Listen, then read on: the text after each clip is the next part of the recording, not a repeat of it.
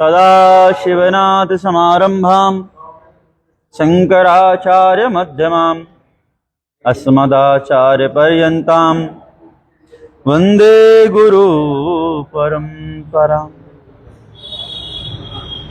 परात्पर अखिलेश्वर अकारण करुणा वरुणालय भक्तवांछा कल्पतरु भगवान श्री शिव की परम कृपा से उनकी वाणी से निकला हुआ यह दिव्य अमृत श्रावण मास के पावन महीने पर हमें प्राप्त हो रहा है। तो प्रियजनों, अभी तक हमने 5 सूत्रों के विषय में जाना। अब आज उसके अगले सूत्र की चर्चा करेंगे। जागृत स्वप्न सुषुप्तो भेदे तुर्या भोग संविता। जागृत, स्वप्न और सुषुप्ति, तुर्या भोग, ये 4 लक्षण होते हैं। यह चारों लक्षण हैं कि व्यक्ति परम ज्ञान को कैसे प्राप्त हो और कैसे पता चले कि वह परम ज्ञान को प्राप्त होता है। जागृत किसे कहते हैं, तो इसकी आज हम चर्चा करेंगे। जागृत, स्वप्न और सुषुप्ति, इन तीनों अवस्थाओं को पृथक पृथक रूप से जानने की जरूरत है। और जब ये तीनों अवस्थाएं व्यक्ति जान लेता है, तीनों अवस्थाओं के विषय में व्यक्ति को ज्ञान हो जाता है, तो वही तुर्या अवस्था कहलाती है। तुर्या है चौथी अवस्था। तुर्या अवस्था का अर्थ ही है परम ज्ञान। जो व्यक्ति तुर्या अवस्था में पहुंच जाता है उसे परम ज्ञान हो जाता है और उसे ही परम ज्ञान कहा गया है। तुर्या अवस्था का यह भी अर्थ है कि आपके अंदर तुर्या मतलब दीप प्रज्वलित हो जाए, ज्योति प्रज्वलित हो जाए, आपके अंदर किसी भी प्रकार का कोई अंधकार ना रहे और सभी प्रकार से आप ज्योतिर्मय हो जाएं। इसीलिए भगवान का एक नाम क्या है? ज्योतिर्मय। ठीक, आपके शरीर में कोई भी ऐसा कोना ना रहे जो अंधकार से भरा हुआ, सब जगह प्रकाशित हो जाना चाहिए। जिसके प्रति हम जागृत नहीं हो गए, बाहर हो या भीतर हो, वह नष्ट हो जाएगा। इसलिए हमें सबके प्रति जागृत होना है। अभी हम जहां हैं, जिस अवस्था में हैं, उस अवस्था में भी हमें जागृत रहना है, या हम स्वप्न में होते हैं। क्योंकि व्यक्ति 2 स्थितियों में होता है अगर जागृत नहीं होता तो, या तो स्वप्न में होता है या सुषुप्ति में होता है। अभी हम जो आंख खोल करके जी रहे हैं, ये सुषुप्ति अवस्था है। जिस समय हमें तो लग रहा है कि हम हैं, पर हम वहां हैं नहीं, केवल वहां शरीर है और शरीर नाशवान है। इसलिए चौथे का हमें अभी कुछ भी पता नहीं। चौथा क्या है? तुर्या अवस्था। याद करते चले, थोड़ा बहुत कुछ याद रहना चाहिए। जब हम जागृत होते हैं तो बाहर का जगत तो दिखाई पड़ता है और हम खुद अंधेरे में होते हैं। दुनिया बाहर हमें दिखाई दे रही है, पर अभी हम अंधेरे में हैं। दूसरा, स्वप्न में या सुषुप्ति में होंगे, तो हम तुर्या अवस्था को जब तक प्राप्त नहीं करते हैं तब तक हम अंधकार में हैं। यह पूरी जो यात्रा है, यह तुर्या अवस्था को प्राप्त करने और स्वयं के बोध की है। जब तक हमें स्वयं का बोध नहीं होगा, तब तक हमें परम ज्ञान की प्राप्ति नहीं हो सकती। परम ज्ञान क्या है? आत्मज्ञान क्या है? स्वयं का बोध होना, मैं कौन हूं, क्वाहम। सबसे बड़ा प्रश्न है इस विश्व का आज तक का, मैं कौन। हम सबका पता लगा लेते हैं, विज्ञान ने सब कुछ खंगाल डाला और जो खंगालते जा रहा है, पर विज्ञान आज तक यह नहीं खंगाल पाया कि तुम कौन। वह तुम्हारे रक्त, मज्जा, चमड़ी, बाल, जो भी शरीर के अंदर है सब अलग अलग कर देगा, पर उनमें तुम हो। क्या तुम हाथ में हो? क्या तुम पैर में हो? क्या तुम पेट में हो? क्या तुम मुख में हो? तुम हो कहां? यह विज्ञान नहीं बता सकता। तो यह जान लेना कि मैं कौन हूं, यही आत्मज्ञान है। जैसे सुबह तो हर व्यक्ति उठता है, पर कई बार ऐसी घटना घटती है कि उठने के बाद भी, मतलब आप शरीर तो उठा लिया किसी तरह, पर उठने के एक आध घंटे बाद तक आपको समझ नहीं पड़ता कि क्या चल रहा है। होता है कई बार ऐसा। इसी तरह हमारा जन्म तो हो गया है, पर आज तक वही स्थिति में हम पड़े हुए, सुसुप्ति अवस्था। और फिर यह जो आत्मज्ञान रूपी हीरा परमात्मा ने हमें प्रदान किया है, तो हम अभी बेहोशी में, सुसुप्ति मतलब बेहोशी अवस्था, हम ऐसी बेहोशी अवस्था में हैं कि हम उस परम ज्ञान रूपी हीरे को खो रहे हैं, और नित्य जा रहा है, नित्य आपके हाथ से फिसल रहा है, बस आपको जानकारी नहीं हो रही। आप शून्यता की ओर बढ़ रहे हैं। सुसुप्ति से शरीर शून्य होता जाएगा धीरे धीरे, और फिर एक दिन वह अवस्था कि इस शरीर से जो श्वास रूपी व्यवस्था परमात्मा ने की है, यह निकल जाएगी और तुम बिल्कुल खत्म, बिल्कुल सुसुप्ति में पहुंच जाओगे, शून्य हो जाओगे। तो इसीलिए भगवान ने कहा, भगवान शंकर कहते हैं कि पहला तो है जागृति, और दूसरी अवस्था का नाम है स्वप्न। हम तो दिखाई पड़ते ही नहीं है स्वप्न में, बाहर का संसार भी खो जाता है, सिर्फ संसार में बने हुए प्रतिबिंब मन में तैरते रहते हैं। कल हमने आपको कथा सुनाई थी महाराज जनक की। स्वप्न क्या है? आप वहां उस समय होते हो,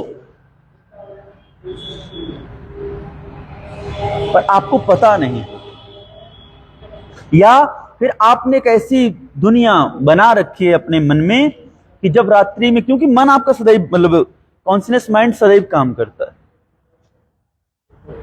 हर व्यक्ति के दिमाग में, मतलब बुद्धि में दो बुद्धियां होती हैं।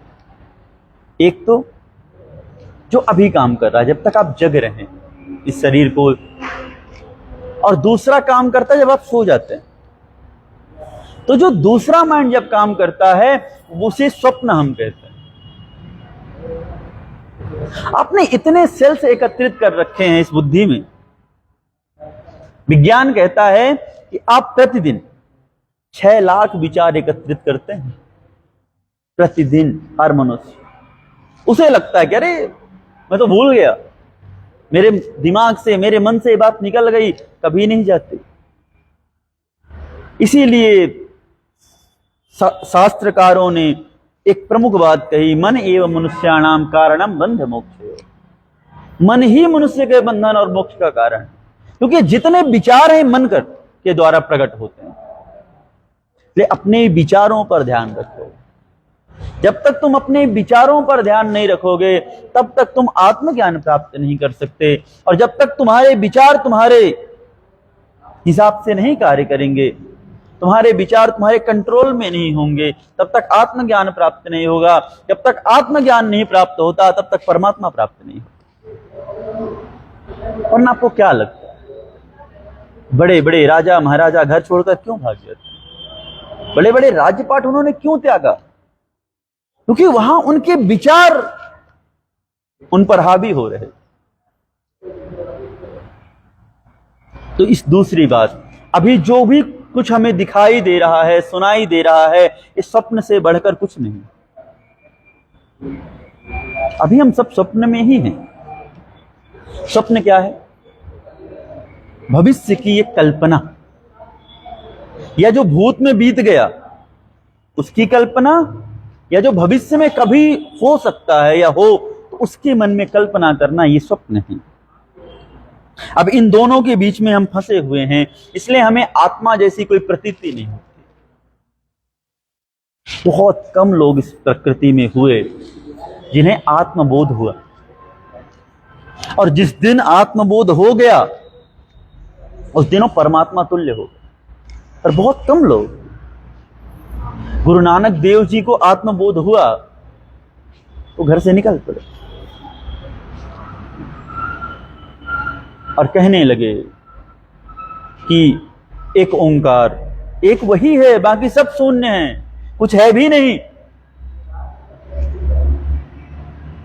महावीर स्वामी को जब आत्मज्ञान की प्राप्ति हुई 12 वर्ष तपस्या करने के बाद, तो वह भी संसार को कि एक वही परमात्मा है, दूसरा कुछ नहीं। और यह आत्मबोध होने के बाद की अवस्था है। भगवान शंकर वही कह रहे हैं कि तुम्हें चौथी अवस्था में पहुंचना है, तुम 3 में फंसे हुए हो।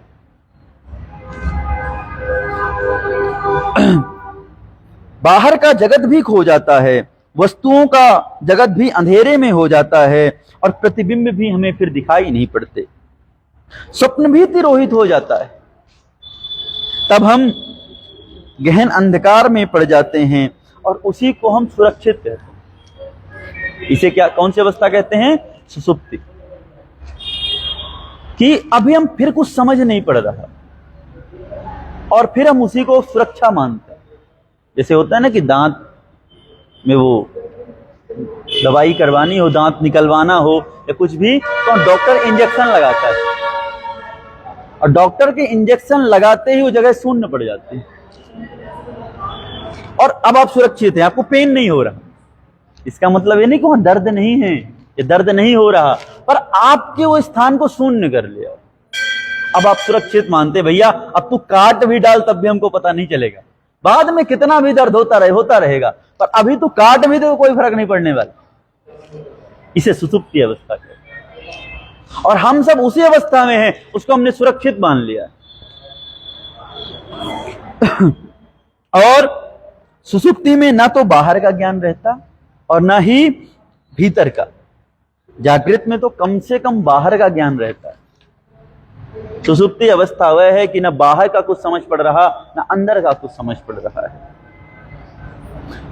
इसलिए यह सब छोड़ करके हमें चौथी अवस्था को प्राप्त होना है, जिसका नाम है तुरीयावस्था, और वही सिद्धावस्था है।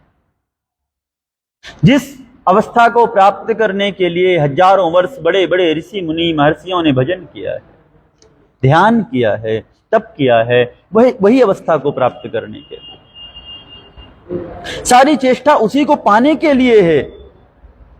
सब ध्यान, सब योग, सब पुरुषार्थ, सब परमार्थ जो जितना इस संसार में किया जा रहा है, वह सब उस तुरीयावस्था को प्राप्त करने के लिए। तुरीयावस्था का अर्थ है कि भीतर का और बाहर दोनों का ज्ञान हो जाए। देखिए, आपने अंधेरे में, जब हल्का अंधेरा है और हल्का प्रकाश है, ना तो पूर्ण रूप से दिखाई दे रहा और ना यह कि बिल्कुल नहीं दिखाई दे रहा, और आपने एक रस्सी देखी पड़ी हुई, और आपके मन में कल्पना हो गई कि ये तो सर्प है, ठीक, और अब आप डर रहे हैं। आपने सर्प मान लिया तो आप डर रहे हैं, और हो सकता है कई दिन उसमें बंद रहना पड़े, तो कई दिनों तक वो डर आपके हृदय में बैठा रहे, और हो सकता है कभी पैर में लपेट जाए तो संभव है कि आप मर भी जाओ डर के कारण। पर अगर मान लीजिए वो सर्प ही हो और आपने रस्सी समझ ली, तो भी आप मर जाएंगे। तो इन दोनों से जाग जाना, वो यह जान लेना कि ये तो ये सर्प ही है या रस्सी ही है, कंफर्म हो जाना, उसे तुरीयावस्था कहते हैं। अभी हम कह सब रहे हैं कि देखो संसार में माया मोह छोड़ो, ये सब स्वप्न हैं, सब लोग मर जाएंगे, सब कुछ होगा, पर सब वाणी से कहा जा रहा है। अंदर किसी भी व्यक्ति के, बहुत कम लोग ऐसे हैं जो अंदर से मान चुके हैं कि सब व्यर्थ है, और यहां वाणी का कहा नहीं चलता। यहां तो आपके अंदर क्या है, परमात्मा को उससे मतलब है, आप वाणी से क्या कह रहे उसको कोई लेना देना नहीं। आपकी वाणी कितनी भी अच्छी हो, बड़े बड़े ऋषि मुनियों ने, महर्षियों ने महाराज ऐसी ऐसी स्तुतियां की परमात्मा की, पर वो प्रकट नहीं हुआ। ऐसे सुंदर सुंदर शब्दों को सजोया है और उससे वो नहीं मिला। और कुछ भक्तों ने गालियां दी भगवान को और आके खड़ा हो, छछिया भर छाछ पे नाच नचावे। गोपियां छछिया भर छाछ लेती हैं, नाच नचाती हैं, और वो खड़ा हो जाता है, नाचता है उनके साथ। और वहीं वो ब्राह्मण, आप भागवत जी पढ़ेंगे तो वह ब्राह्मण जो निरंतर यज्ञ कर रहे हैं, पूरा जीवन उन्होंने सुबह सुबह 4 बजे से उठ करके खुद को कष्ट देगा, ठंडी गर्मी बरसात कुछ नहीं देखा, और यज्ञ करते हैं, धुनी तापते हैं, उन्हें वह स्वप्न में भी दर्शन नहीं देता। सीधा अर्थ है कि उसे आप क्या कर रहे हैं इससे कोई लेना देना नहीं है, आप क्या कह रहे हैं इससे भी उसको कोई लेना देना नहीं है, आप आंतरिक भाव से कैसे हैं इस पर वो रिझता है। गजेंद्र कोई पढ़ा लिखा नहीं था, उसने कभी विद्यालय नहीं गया, उसने अपने जीवन में कभी कोई श्लोक नहीं पढ़ा, सुना भी नहीं। पर जब एक दिन जीवन में विपत्ति आई, मगर ने उसका पैर पकड़ा, तो उसने सूंड ऊपर की ओर उठाई और उसने केवल इतना कहा कि हे इस विश्व को बनाने वाले, हे परमात्मा, तू जो भी है मैं तेरी शरण में, मेरी रक्षा कर। और परमात्मा प्रकट हो। बिना गरुड़ के दौड़कर हरि आए, दुख हरण करने के कारण उनका नाम हरि पड़ा। आप अंदर से आपके भाव कैसे निकल रहे हैं उससे उसको लेना देना है। और जब आप अंदर से जान जाते हैं कि ये सब मिथ्या है, वो सत्य है, तब वो प्रकट हो जाता है, वह अनुभव में आ जाता है। तो इसलिए अभी हम जो जानते तो हैं लेकिन पृथक पृथक जानते हैं। ऐसा नहीं कि बिल्कुल अज्ञान है, ना ना, हर व्यक्ति जानता है, मानता कोई। अभी आपको कह दिया जाए कि किसी को थोड़ा मोटिवेट करो तो आप 1 घंटे बोल सकते हैं। इस संसार में ऐसा कोई नहीं जो दूसरे को ज्ञान न दे सके। पर जब अपने जीवन में वही घटे और फिर आप खुद को समझा लो तो माने। इसलिए गोस्वामी जी ने कहा, पर उपदेश कुशल बहु तेरे। दूसरे को उपदेश देने में सब कुशल, लड़ाई इसकी है ही नहीं। मनुष्य जीवन इसके लिए प्राप्त ही नहीं हुआ। मनुष्य जीवन प्राप्त किया खुद को समझा लेने के लिए, खुद की आत्मा को बोध करने के लिए, खुद को ज्ञान देने के लिए। इसलिए यह ऐसा ही है कि वर्षा आई और तुम भीग गए और फिर तुम दुनिया को छतरी का ज्ञान देते घूमो कि भैया यार छतरी होती है, उसे लगाने से बारिश नहीं पड़ती है, व्यक्ति गीला नहीं होता है। और जब आई उस समय तो तुम भीग गए, उस समय तुम्हें कुछ नहीं समझ पड़ा, तो फिर वह ज्ञान किस काम का हुआ? किसी काम का नहीं हुआ। भगवान शिव यही कहते हैं, ये तीनों अवस्थाएं वैसी हैं। इसलिए तुम्हें जिस अवस्था को प्राप्त होना है वो तुर्या अवस्था है। स्वप्न में तुम खो जाते हो और जागकर फिर कहते हो भैया सपना तो झूठ था। ठीक, तुम्हारे भीतर कोई चेतना तत्व है जो यात्रा करता है, इसलिए तुम्हें हर बात का अभाव होता है, आभास होता है। आप कोई भी जीवन में काम करें और जिस समय आपने निर्णय लिया उस कार्य को करने का, उसी समय आपको आभास हो जाएगा कि सही है गलत। बाहर आप किसी से मत पूछने जाओ, आप अपने अंतर मन की ओर देखो कि मैं जो करने जा रहा हूं सही है गलत, तुरंत आवाज आ जाएगी। सबसे अच्छा डायरेक्शन आपको आपका अंतर मन देता है। अब आप मानो ना मानो आपकी मर्जी। ठीक, तो इसी तरह स्वप्न सुसुप्ति जागृत तुम्हारे यात्रा के पड़ाव हैं, तुम नहीं, इस शरीर के पड़ाव। और जैसे ही इस बात को समझ जाओगे तुम अलग हो जाओगे। अभी तक तुमने समझा नहीं कि मैं अलग हूं, ये अलग। अभी तक हम सब ने इस शरीर को ही मैं मान रखा कि मैं ये शरीर हूं। तुम इस शरीर नहीं। पर ये कहना थोड़ा सरल है, समझना बड़ा कठिन है। पर वास्तविक बात यही है कि तुम ये शरीर नहीं हो। यह शरीर ऐसे है, समझो जैसे कल तुमने एक जोड़ी वस्त्र धारण किए, कल दूसरे कपड़े पहन के आए, आज दूसरे कपड़े पहन के आओ, कल दूसरे कपड़े पहनोगे, तो क्या वो कपड़े तुम हो गए? क्या वो कपड़े आप हो गए? नहीं हुए। कल आप दूसरी गाड़ी से आए, आज दूसरी गाड़ी से आए होंगे, या कल हो सकता है किसी और गाड़ी से आ जाएं, तो क्या आप वो गाड़ी हैं? नहीं है। वह गाड़ी एक साधन है आपके लिए। आपको इस मार्ग से, इस जगह से और एक दूसरी जगह तक पहुंचना है, तो आपने उस गाड़ी का आश्रय लिया। आत्मा को भी इस संसार से परमात्मा तक पहुंचना है, तो उसने शरीर का आश्रय ले लिया। अब गाड़ी कौन सी अच्छी है? गाड़ी कौन सी अच्छी है? कि जहां तुम जाना चाहते हो, जिस यात्रा है तो तुम उसमें चढ़े हो, वो वहां तक तुम्हें पहुंचाए। अच्छी गाड़ी वही मानी जाएगी ना। ऐसा थोड़ी कि देखने में बड़ी सुंदर थी, महाराज अद्भुत बस थी, अद्भुत कार थी, और 4 कदम चली कि पंचर हो गई, 4 कदम चली कि पूरे नट बोल्ट उसके खड़खड़ बजने लगे, अब 1 कदम भी नहीं चलेगी कह दिया जाए। क्या वो यात्रा उत्तम है? नहीं है। और एक खराब सी दिखने वाली गाड़ी, पूरा जंग लगी हो उस पे, बाहर की दृष्टि से सब कुछ उसका खराब दिख रहा हो, पर जब बैठो तो अच्छी चले और आपको बिना कष्ट पहुंचाए आपके यात्रा तक पहुंचा दे। अब आपके लिए दोनों में से अच्छी कौन सी? जो यात्रा पूर्ण करवा दे। उसी तरह ये शरीर महत्वपूर्ण नहीं है। इसको तुमने कितना सजाया, कितना मोटा रखा, कितना दुबला रखा, कितना हष्ट पुष्ट रखा, कोई लेना देना नहीं है। तुम इसमें कितने पाउडर लगाए हो, परमात्मा को कोई लेना देना नहीं। तुमने जीवन में कभी बाल भी नहीं धोए, उससे भी उसको कोई लेना देना नहीं। उसको केवल इतना लेना देना है कि तुम्हें जो शरीर मैंने दिया इस आत्मा को यात्रा कराने के लिए, तुमने वो कराया कि नहीं कराया? तुमने उसका कल्याण किया कि नहीं किया? और इस शरीर को एक आत्मा के, मन के द्वारा रचित करते हैं परमात्मा।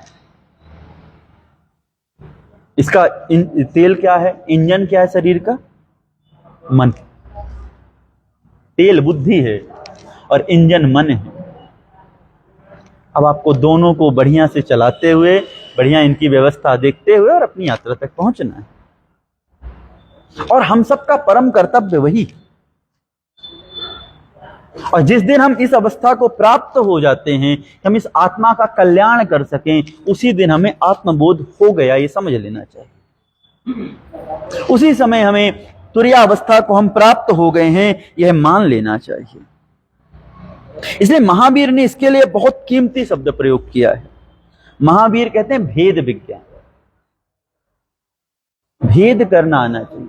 शरीर में और आत्मा दोनों अलग अलग हैं। ये अगर भेद करना आपको नहीं आया तो आप कहीं नहीं पहुंच पाएंगे। सारा विज्ञान आध्यात्म का भेद को साफ साफ कर लेने में है। वही इस शिव सूत्र का अर्थ है कि तुम तीनों अवस्थाओं में अलग अलग हो और इसका तुम्हें पता चलता है।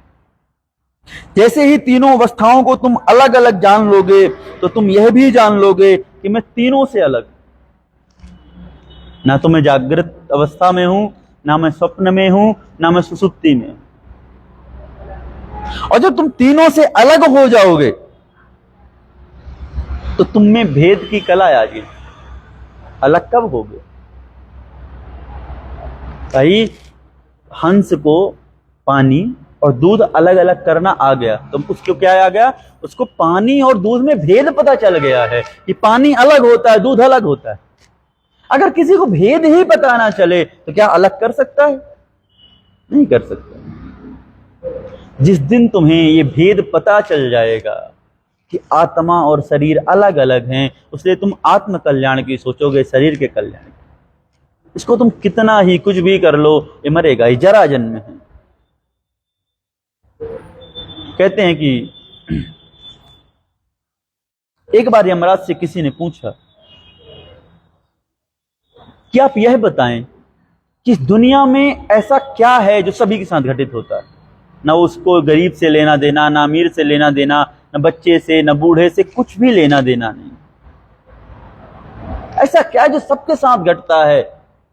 यमराज ने कहा मृत्यु, जन्मना जायते मृत्यु। जिसका जन्म हुआ है उसकी मृत्यु निश्चित है, और यह व्यक्ति को लिख लेना चाहिए।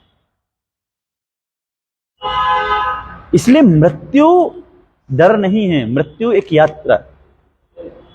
लोग जन्म दिवस मनाते हैं, गलत बात। क्यों? जन्म हुआ है तो मृत्यु आएगी। तुम मंजिल के लिए क्यों उत्सुक नहीं हो? तुम रास्ते के लिए इतने उत्सुक क्यों हो? तुम जहां से चले हो उसके लिए इतने उत्सुक हो, पर जहां तुम्हें पहुंचना है उसके लिए बिल्कुल शून्य पड़े हो, उसके लिए तुम सुसुप्त हो गए हो। भाई मृत्यु तुम्हारा धर्म है, वहां तुम्हें जाना ही जाना है, तुम चाहो या ना चाहो। तो इसलिए उसके लिए उत्सव मनाओ। वो तुम्हारी प्रतीक्षा करे ना करे, तुम उसकी प्रतीक्षा करो कि जिस दिन आएगी बड़े प्रेम से गले लगाएंगे। मृत्यु तुम्हें जबरदस्ती खींचने ना पाए। दुख किस बात का होता है पता है?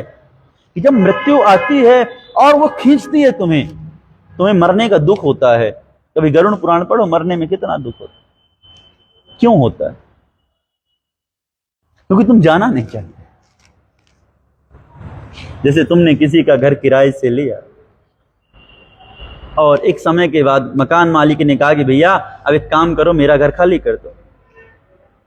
अब अगर तुम प्रेम से खाली कर रहे हो तो तुम्हें कोई दुख नहीं होगा, पर अगर तुमने प्रेम से खाली नहीं किया और मकान मालिक ने आकर सामान बाहर फेंका, जबरदस्ती तुम्हें धक्के मार करके 4 पुलिस वाले बुला करके बाहर निकलवाया, तो कितना कष्ट होगा।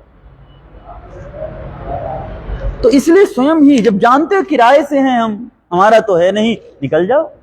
ऐसे शरीर भी किराए का दिया हुआ है, परमात्मा ने दिया है आत्म कल्याण के लिए। भैया हो पाए तो भी निकलना है, नहीं हो पाए तो भी निकलना है, तो निकल जाओ। अगर हो गया है तो अपने चरणों में रख लेगा, वैकुंठ देगा, मोक्ष देगा, उसकी मर्जी, देना उसको है। तुम्हारी मर्जी से तुम्हें नहीं मिलने वाला कुछ। और मान लीजिए नहीं भी हुआ और तुमने प्रेम से शरीर छोड़ दिया, तो फिर उसको जिस हिसाब से कल्याण करवाना होगा उससे करवाएगा। और तुम खुद को मालिक क्यों समझते?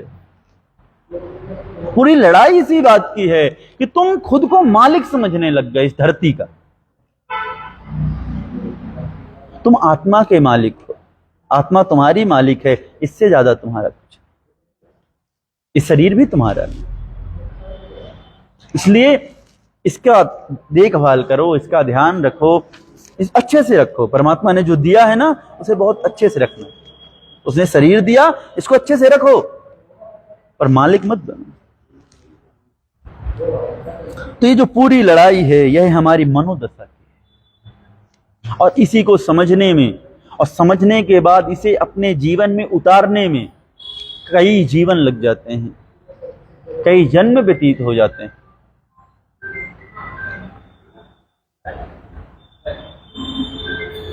तो इसलिए सभी प्रकार के भेदों को छोड़ करके, सभी प्रकार के दुर्बलताओं को छोड़ करके हमें केवल और केवल यह विचार करना चाहिए, यह अपने जीवन में धारण करना चाहिए कि हम किस तरह से अपनी आत्मा का कल्याण करें।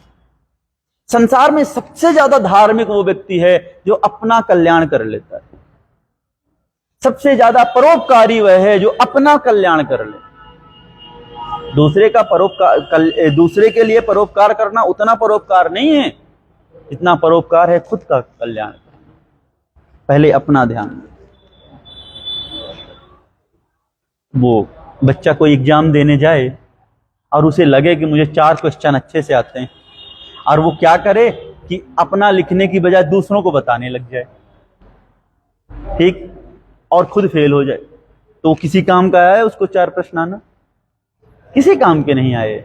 संसार उसको याद नहीं रखेगा, कोई उसको वाहवाही नहीं देगा। पर अगर उसने अपना पेपर बढ़िया से कर लिया और फिर उसके बाद उसने किसी को बताया भी और स्वयं पास हो गया और उसके कारण दूसरा भी पास हो गया, तो खूब जय जयकार। लोग खूब कहते घूमे भैया कि हमने 20 लोगों को आईपीएस बना दिया, आईएएस बना दिया, पर हम जीवन में कभी स्कूल नहीं गए या हम नहीं पास हुए। व्यक्ति कहते हैं झूठ बोल रहा है। अरे इतने ही अच्छे थे तो तुम पहले खुद बन जाते। इसलिए पहले अपना कल्याण करो, और अपना कल्याण करने के लिए जो बातें भगवान बता रहे हैं उन्हें ध्यानपूर्वक सुन के और अपने जीवन में उतारें। अभी हमारी मनोदशा ऐसी है कि जो भी हमारे सामने होता है हम उसी के साथ एक हो जाते हैं। किसी ने तुम्हें गाली दी तो तुम्हें क्रोध उठा, उस क्षण तुम क्रोध और तुम एक साथ हो जाते हो। तो तुम भूल जाते हो कि तुम क्रोध नहीं हो। क्षण भर पहले तुम कैसे थे तुम भूल गए, उसके गाली देते ही तुम वैसे हो गए।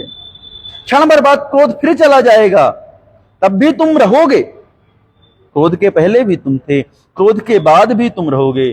पर जो बीच में क्रोध आया ना, उसमें तुम धुआं धुआं हो गए, और उसने तुम्हें कितना घेर लिया, लेकिन वह तुम्हारा स्वभाव नहीं हो सकता। क्रोध तुम पर कितना ही हावी हो जाए, पर तुम नहीं हो, तुम्हारा स्वभाव क्रोध नहीं है। चिंता आती है, चिंताओं के बादल घिर जाते हैं, फिर थोड़े समय बाद चिंता चली जाती, तो क्या तुम चिंता हो जाते? नहीं हो जाते। सूरज छिप जाता है, तुम भूल जाते हो कि मैं इनसे पृथक हूं। सुख आता है तो तुम नाचने लगते हो, दुख आता है तुम रोने लगते हो।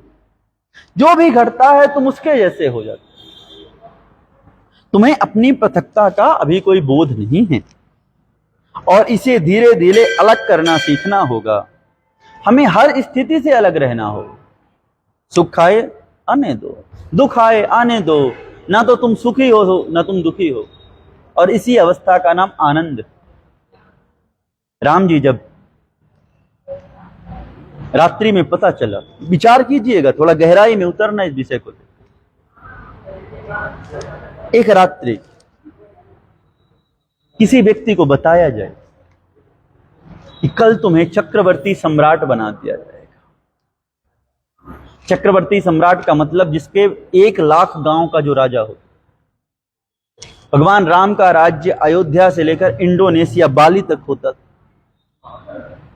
इंडोनेशिया बाली 9600 किलोमीटर है यहां से। इतनी दूर तक जिसका राज्य रहा, जो स्वयं परमात्मा भी है,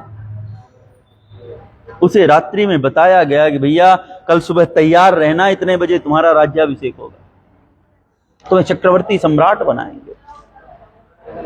और सुबह 5 बजे वो व्यक्ति उठे और उसे पता चले कि मेरे माता पिता ने निर्णय कर लिया है, मुझे 14 वर्ष के लिए वनवास जाना।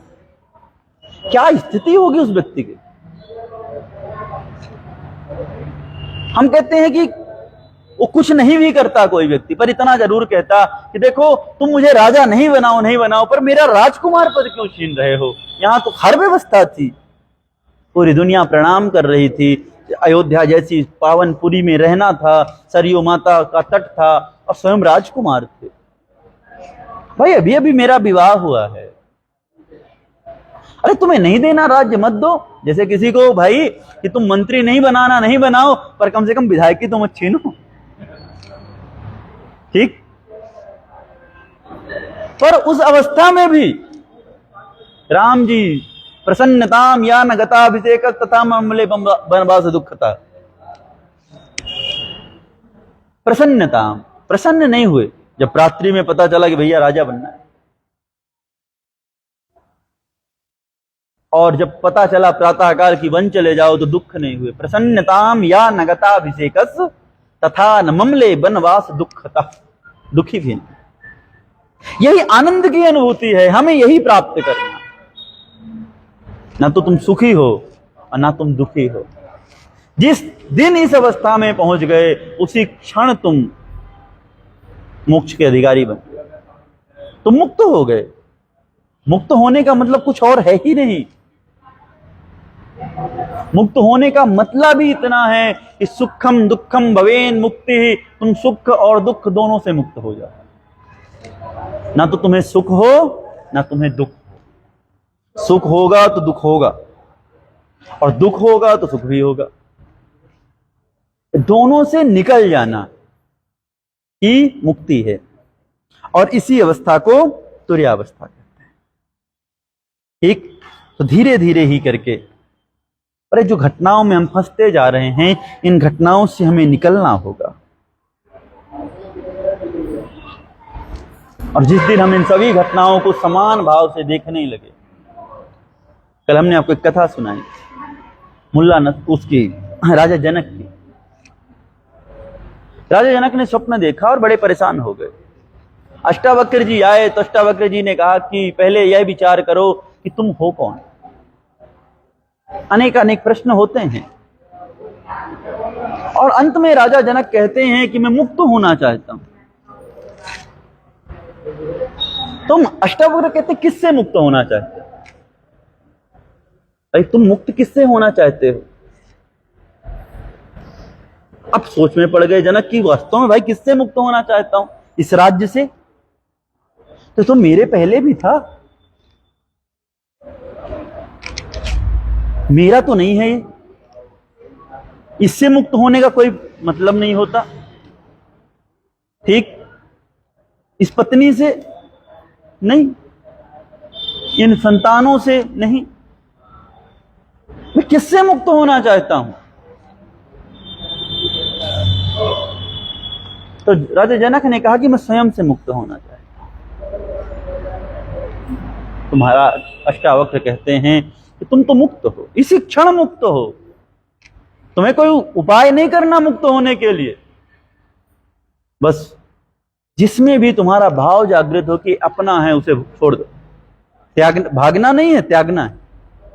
त्यागने में और भागने में अंतर हो।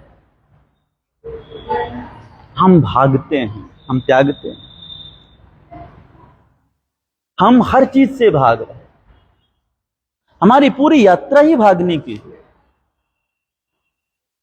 कोई घर से भाग रहा है, कोई परिवार से भाग रहा है, कोई पढ़ाई से भाग रहा है, कोई अपने आप से भाग रहा है। अपने आप से भागना मतलब आत्महत्या कर लेना। सब कुछ व्यक्ति भाग रहा है। तुम भागो मत, त्यागो।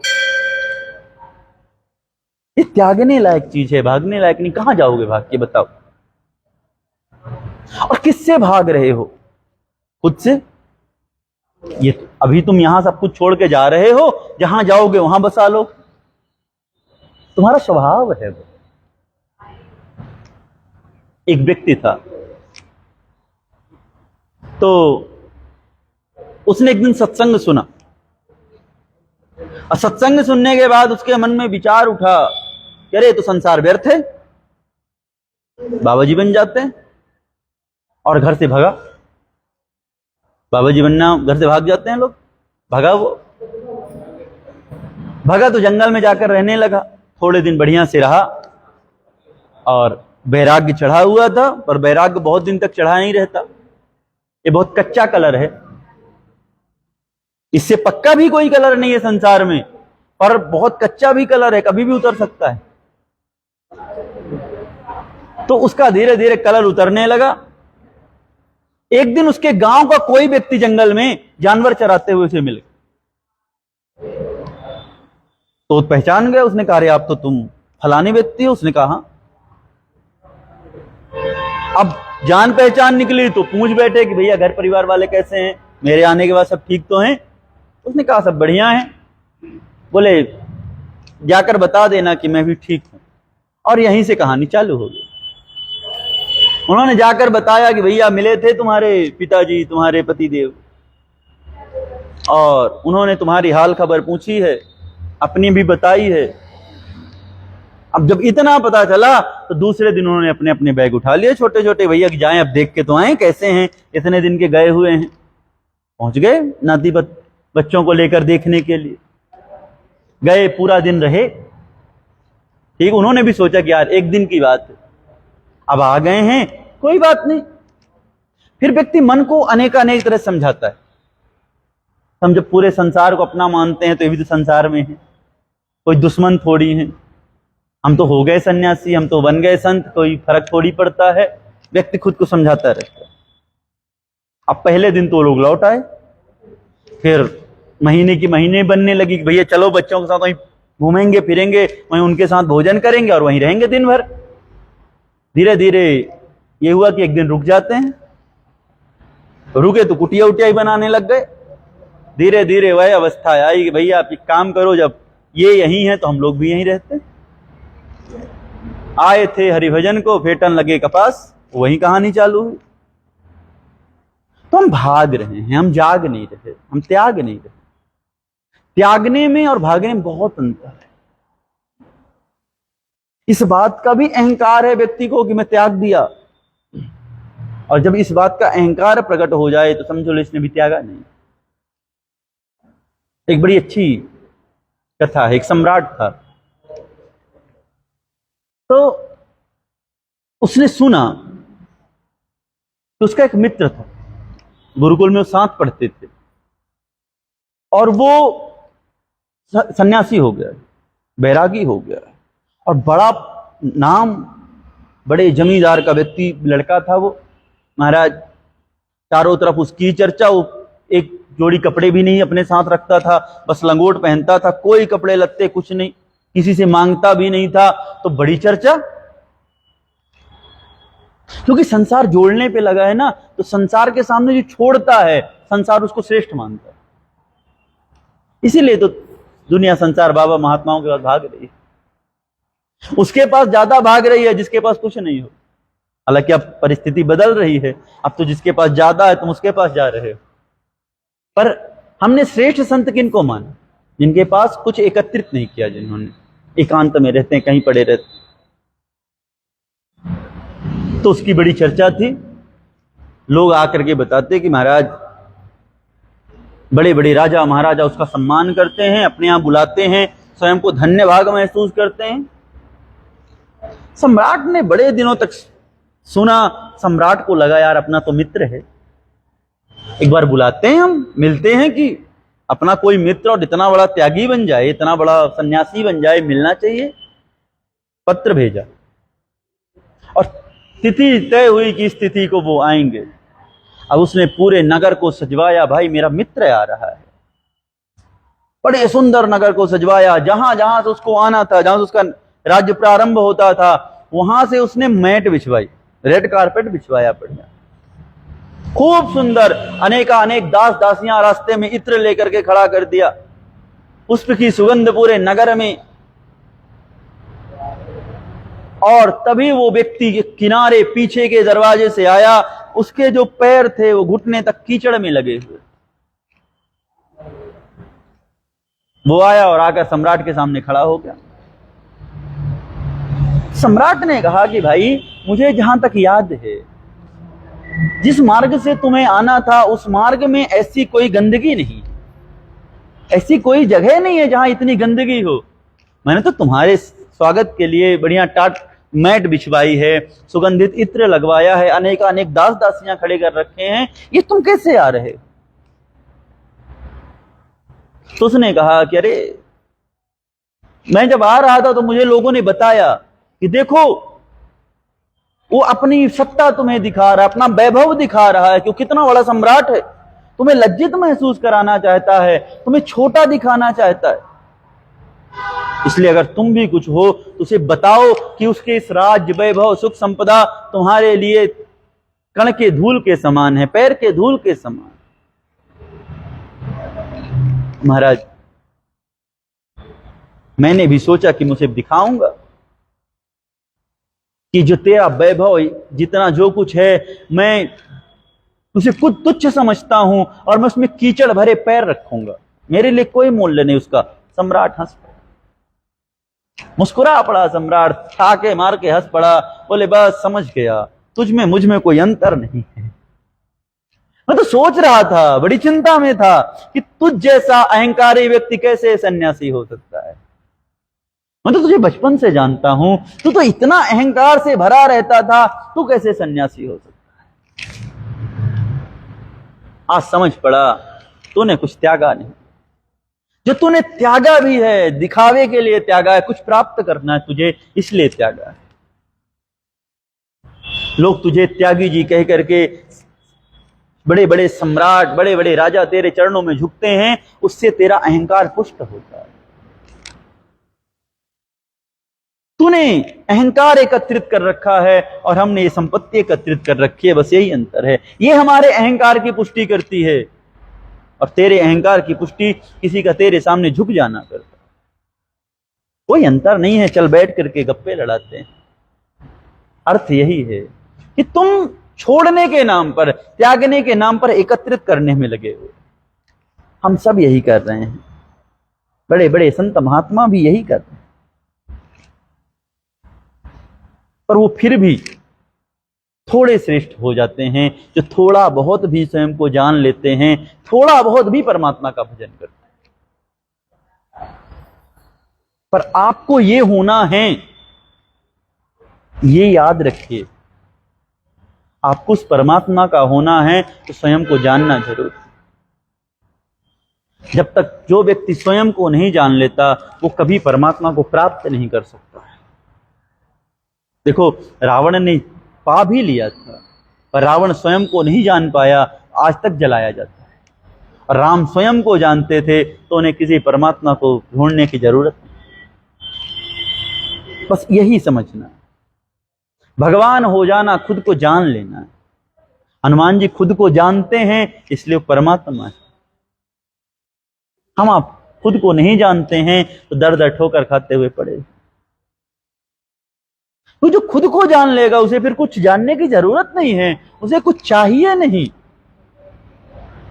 इसलिए विशेष बात यह है, जागृति, स्वप्न, सुषुप्ति, इन तीनों से परे हो जाना।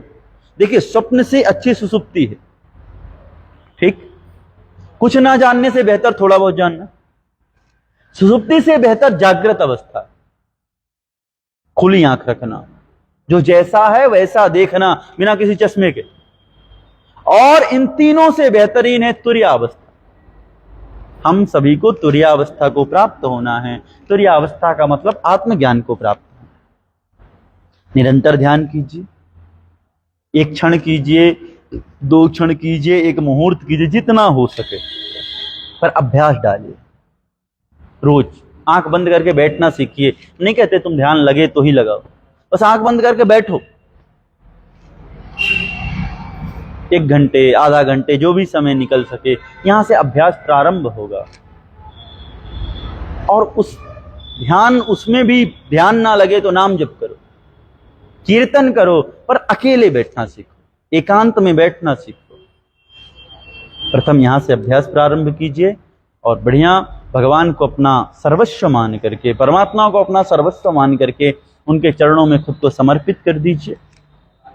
आज का इतना ही। बोले श्री सीतारामचंद्र भगवान की जय। सीता